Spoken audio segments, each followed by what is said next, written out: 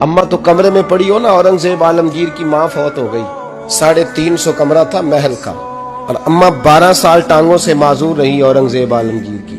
अम्मा 12 साल कमरे से निकल नहीं सकी, साथ ही वॉशरूम था या जो भी उस दौर में तरीका था।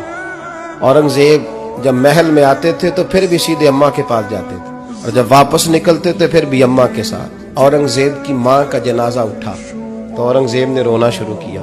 फिर सालों बीत गए पर उसके आंसू खुश्क नहीं होते थे। एक शख्स ने कहा, तेरी कोई अनोखी मर गई है, सारी दुनिया की मरती हैं। उसने कहा, मैं बादशाह हूँ, 24 घंटे लोगों का आना जाना है, बड़े दबदबे हैं, बड़े डेरेदारियां हैं, बड़ी भैंसें, बड़ी गायें, बड़े खाने वाले, बड़े लांगरी।